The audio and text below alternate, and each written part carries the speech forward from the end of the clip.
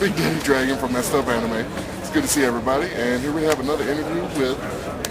My name is Lloyd Carter, and for some reason I run a convention called AnimeWeekendAtlanta. So here we go, guys. We're going to learn about this convention, we're going to learn about his goofy self, and there will be laughter because you know how we do this. So, how did you become part of the interview? How did it get started? Start with. Geez, let's see. AWA got started in 1994. We had a group, a local anime group called AnimeWeekendAtlanta, and we met in the Buckhead section of Atlanta. And we had noticed around the time that there were anime conventions going on around that time. It was A-Con and Kasacon. And it seemed as though the South, as a region, wasn't represented as a convention. So most of us that were there, we had already been working on staff at other conventions such as Dragon Con and the Atlanta Fantasy Fair, DC Trek, and so on. So we had the knowledge of how to run a show. It just made it a matter of having to implement it. So with a bunch of people, we decided upon looking around for hotels. We found this nice little one north of downtown Atlanta called the Castlegate, which is not around anymore. And we managed to do some friends of ours that we could have as guests and contacted a few. And in October of 1995, we had our very first convention. Okay, so you guys been doing this since 1994. 1995. And what do you see as the future of AWA? I see it being more of an experience that anybody of any age could come by and enjoy. We tend to be what most people would consider an old school anime convention. I think, for the most part, by making sure that people recognize that during the 60s, the 70s, and the 80s, that there were these shows that that most people that are seeing them today have never even heard of before, especially like the older shows that were in black and white, to make sure that those people that did those are recognized, and that having like a knowledge of that will help like the next generation of folks, so that they don't get into this, all I've seen is Naruto, or all I've seen is Dragon Ball Z. But see, the thing is, most of those shows were inspired by Astro Boy, by Prince Planet. And one of the things that we try to do is to try to see if we can get any of those people involved in those shows to appear at AWA. And in the past, we have done so from the we had Fred Ladd, the man who produced Astro Boy, Gigantor, and Kimbo. Also Peter Fernandez and Korean War from Speed Racer. And let's see. Also, Amy Howard Wilson of Starblazers. She was the voice of it. So,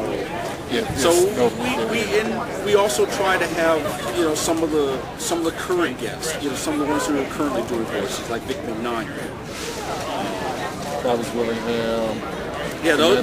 Hart. Yes, those. So we tend to achieve at least kind of a balance on the old and the new, but not so much that we have to have the latest and greatest, because we might not be able to get the latest and greatest, but just as long as people recognize that, and I think that the attendees have realized that. But we still want to do more, and to make it a really great experience for everyone, from kid to adult. So y'all do hear these viewers that there is more to anime than Dragon Ball, Naruto, Bleach. Just tossing that out there. There's more. Just say it. saying. We know this for a fact. The convention helps teach them. That's why I want people going to this convention so you can learn. And there's so much more than Naruto. And we also have people out there that are not only they are the one. We have people who write about the subject. Case in point, Helen McCarthy. She's a well-known British author. She's written a lot of books on anime, ranging from adult anime to I think she's done one book about Hayao Miyazaki, another one about Osamu Tezuka. But I think one of the crowning achievements that she has done was an anime encyclopedia. So much so that 2 editions were published during 2001 and I think 2004. And this was, she co-wrote this, and it is like a very extensive listing of every anime that has ever been produced in Japan. Some of it dating back to the some of it dating back to the teens that she was able to locate. That's fantastic. So aside from Astro Boy, which premiered in 1963, Japanese animation does have a history that goes even before that. So once again, we want to make sure that people recognize that, hey, this had happened before. It's kind of the same as domestic animation in the United States. Most people, whenever they see a cartoon from that has Bugs Bunny or Daffy Duck on it, don't realize that those were done as 7-minute shorts on movie theater, right? And that they weren't exactly geared towards young kids. And that Warner Brothers and the studio that preceded it, Leon Schlesinger Productions, had been around since their very first feature that they did was in 1929. The very first Looney Tunes, 1929. So it does have a very long history, in that the characters that were on there that we all know and love, they didn't just happen occasionally. They were developed. So these are the good reasons for people to come to the conventions, because you can actually learn the history about these shows and be able to understand where these storylines are basing their history from and get their inspiration. And another thing too, you also get to understand a little bit about the Japanese culture. And let's go into that. Like, how long has AWA been coming to Japan? Well, the past few years we've had some scheduled conflicts, and this year, this is our first year that we have been back because we're not having like conflicting schedules. But we have made appearances in the past since around the late 90s. That we. AWA has a strong sense of making sure we promote the history, but we also want to focus on the culture. So you're about to go into that. So let's talk about that. Yeah, I always believe that cartoons are a reflection of the culture and its time. Right. If you ever look at like say the Flintstones, if you notice like in bedroom scenes, that Fred and Wilma had 2 beds. And no black people in the caveman time. Say no black people. Just one. Well, that too. And one black man in the chest. But remember too, when the show was done in the 60s, having a married couple with one bed was totally unheard of. Even mentioning the word pregnant. When Wilma gave birth to Pebbles, you did not see her with a baby bump. You just saw. Yeah, that took years of therapy for kids. But Mama, she just had one. There was no stomach. But see, it's mainly a reflection of the culture of the time, and you can actually learn from that any current shows that they're doing today. If they do a current Flintstone show, you go to their bedroom, you'll see one large bed. If Wilma or Pebbles decides to get pregnant again, you will. I'm sorry. You'll see the bump, and then they'll mention the fact that they're pregnant. Okay, wait, we got just a minute. Okay. Ladies, we know it's more than a bump, but it's the only word we can use right now. So believe me when I say we know it's more than a bump.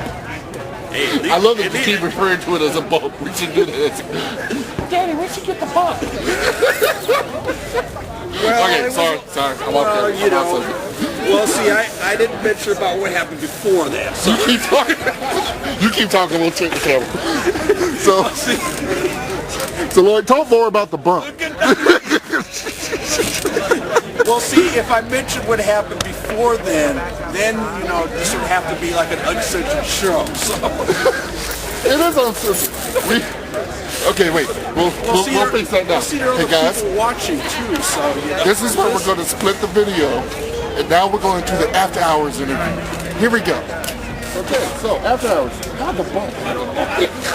Well, you see, was there a lot of rock activity that night? Well, all I can tell you, it never, the story about the stork, it never happened. Okay, it was a pterodactyl. See, and quite frankly, that rock was rocking that the night. stork was a visual metaphor. It was not.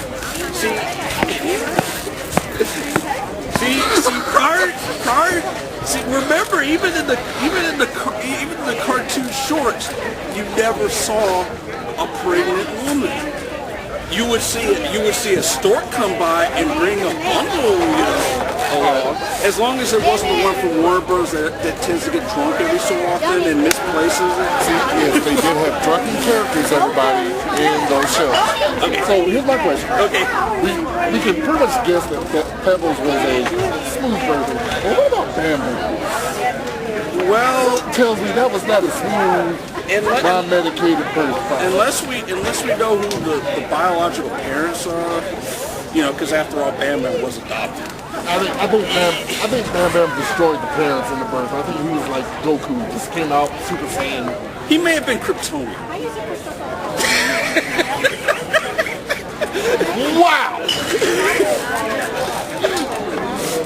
My mind is blown right now because nowhere has I heard that joke ever. We're throwing in theories here now, folks. Okay. If anybody wants to do a panel on this, I want to see clips of Bam Bam breaking stuff with that rock. I want to see earth shattering because that's Kryptonian power, if you ask me. We just never saw the heat vision, but that's a good point. But see, the thing was, if you go with current canon with the character, you notice that he got a little less stronger, by the time he started marrying Pebbles. So. Women suck our life force away. When he became a teenager and an adult. Okay, women take away our life force. It always happens. Chi-Chi, look what she did to Goku. Bulma, look what she did to Vegeta, wore a pink shirt. That's all I know. I don't know about Pebbles Flintstone. It may have been the hair. The redhead? Yes. That is an unfair advantage. That is